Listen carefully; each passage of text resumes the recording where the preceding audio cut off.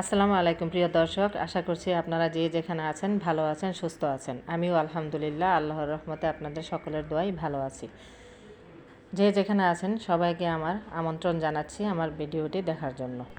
নতুন পুরাতন সকল বন্ধুদের কাছে আমার একটাই অনুরোধ, প্রথমে একটা লাইক দিয়ে আমার সম্পূর্ণ ভিডিওটি কন্টিনিউ করবেন। ভিডিওর কোনো অংশ যদি আপনাদের মন ছুঁয়ে যায় তাহলে সেই অংশটির জন্য হলেও আমার চ্যানেলটিকে সাবস্ক্রাইব করে আমাকে সাপোর্ট করবেন। আশা করছি আজকের ভিডিওটি আপনাদের কাছে ভালো লাগবে। পাশে থাকা বেল আইকনটি বাজিয়ে দিবেন পরবর্তী নোটিফিকেশনটি পাওয়ার জন্য, যাতে করে নতুন কোনো ভিডিও আপলোড করলে সাথে সাথে নোটিফিকেশনটি পেয়ে যেতে পারেন। উপার্জনের চেয়ে বিতরণের মাঝেই বেশি সুখ নিহিত। যখন উপাসনা সমাপ্ত হবে তখন তোমরা জমিনে ছড়িয়ে পড়বে এবং আল্লাহর দান অনুসন্ধানে ব্যাপৃত থাকবে। যে ব্যক্তি স্বহস্তে উপার্জন করে হাতেম তায়ের দান তাকে কখনোই খাটো করতে পারে না। পাপ পথে পয়সা অর্জন করার চেয়ে একজন স্ত্রীলোকের দাস হওয়া অনেক ভালো।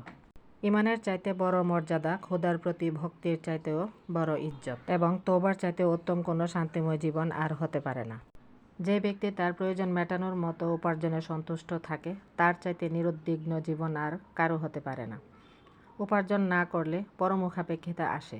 পরমুখাপেক্ষিতা মানুষের ধর্ম শিথিল, বুদ্ধি দুর্বল এবং চক্ষুলজ্জা দূর হয়ে যায়। কোনো পিতা তার সন্তানের জন্য সৎ আদর্শ ছাড়া আর কোনো ভালো উপহার রেখে যেতে পারে না। উপহার যত সামান্যই হোক তাকে সাদরে গ্রহণ করতে হবে। ইফতারি এবং সেহরির জন্য আজ আমি যা যা রান্না করব সেটাই আমি আপনাদের সাথে শেয়ার করব।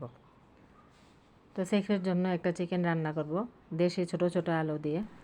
আলুগুলো এমনিতে ছোট কিন্তু খেতে অনেক টেস্ট। মুরগির মাংস, গরুর মাংস বা মাছ দিয়েও এই আলুগুলি যদি রান্না করা হয় তাহলে খুব মজা হয়। যাই হোক, আমি কথা বলতে বলতে যে রান্না করতেও চলে এলাম। সবগুলো রেডি করে নিয়েছি। প্রথমেই আমি ছোলাটাকে ভাজি করে নেব। প্রতিদিন তো ছোলা ভাজি করা যায় না, মাঝে মধ্যে গ্যাস চলে যায়, আবার প্রতিদিন খেতেও ভালো লাগে না। তাই আজ মনে হয় আমি 4-5 দিন পর একটু ছোলা ভাজি করে নিলাম। ছোলা ভাজিটাও হয়ে গেছে। সব ধরনের মশলা দিয়ে আলু এবং ছোলাগুলো দিয়ে ভাজিটা করে নিলাম। আর পেঁয়াজটা যে তৈরি করেছি আমি, এটা মেশিন থেকে গুঁড়া করে নিয়েছিলাম পেঁয়াজুর ডালটাকে। পেঁয়াজুর ডালগুলোকে যদি মেশিন থেকে গুঁড়া করে নেওয়া হয় তাহলে আধা ঘন্টা আগে পানিতে ভিজিয়ে রাখতে হবে, তাহলে সুন্দর মতো ভিজে একদম বাটার মতো হয়ে যাবে।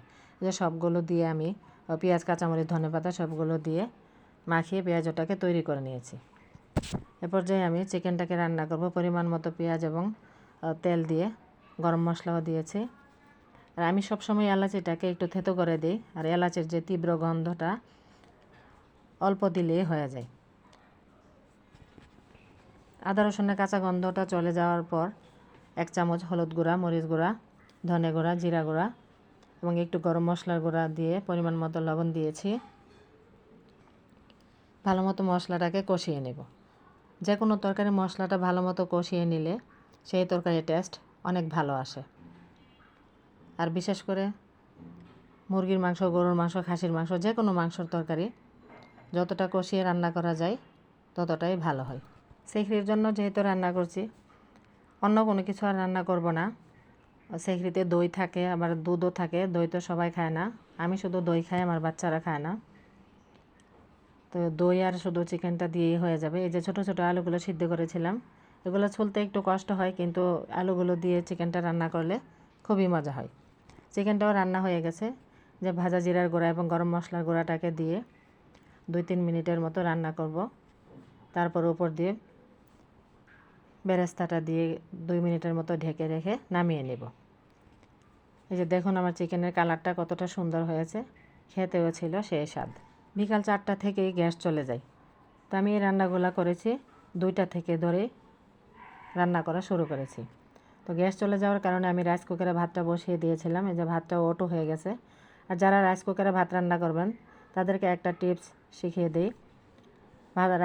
রাইস কুকারটা অটো হওয়ার পরে 5 মিনিট পরে সুন্দর করে একটু নাড়া দিয়ে দিবেন, তাহলে ভাতটা অনেক সুন্দর ঝরঝরা হয়ে যায়। আর তা না হলে একটু চেপে শক্ত হয়ে থাকে, যেহেতু মারটা ফেলে দেওয়া হয় না, ভাতের সাথে থাকে, এই জন্য সবগুলো একসাথে, সব ভাত একসাথে জোড়া লেগে থাকে। যাই হোক, রান্না শেষ হয়ে গেছে। এবার আমি হাঁড়ি পাতিল ধোয়ার কাজটাকেও শেষ করে নিই। রান্নার সময় যে সকল হাঁড়ি পাতিলগুলো ময়লা হয় সেগুলোকে আমরা সাথে সাথে ধুয়ে নিতে পারি। সাথে সাথে ধুয়ে নিলে আর বেশি একসাথে জমা হয় না। একসাথে জমা করে রাখলে ধুইতেও কষ্ট হয়, সময়ও বেশি লাগে। আবার জিনিসগুলো শুকিয়ে গেলে অনেক সময় ধরে ডলাডলি করতে হয়। যাই হোক, সবগুলোকে সাবান দিয়ে মেজে আমি ধুয়ে নিচ্ছি। এদিকে চুলাটাকেও আমি পরিষ্কার করে নিয়েছি। আপনাদের কাছে আমার ভিডিওটি কেমন লেগেছে কমেন্টে জানাবেন। কে কোথা থেকে দেখছেন প্লিজ আমাকে একটু বলবেন। আমার নতুন পুরাতন বন্ধুদের কাছে আমার একটাই অনুরোধ যে আমার ভিডিওটাকে দেখে একটা লাইক দিয়ে দিবেন প্লিজ। অনেক সময় দেখা যায় যে ভিউ আসতেছে ঠিকই, কিন্তু একটা লাইকও পড়ছে না, তখন খুবই কষ্ট লাগে। একটা ভিডিও বানাতে যেমন সময় লাগে, এটার মধ্যে অনেক টাইম দিতে হয়, এডিট করতে হয়, আবার ভয়েস দিতে হয়। তো সব কিছু মিলায়া প্রায় 2 ঘন্টার মতো সময় লাগে। তো সময়টাকে মূল্য দেওয়ার জন্য প্লিজ ভাই বোনদের কাছে আমার অনুরোধ, একটা লাইক দিয়ে ভিডিওটি কন্টিনিউ করে যাবেন। সবার জন্য দোয়া রইল, বাকি রোজাগুলো যেন সবাই সুস্থ অবস্থায় সুন্দরভাবে করতে পারে। সবার জন্য দোয়া করে সবাই ভালো থাকবেন, সুস্থ থাকবেন। আল্লাহ হাফেজ।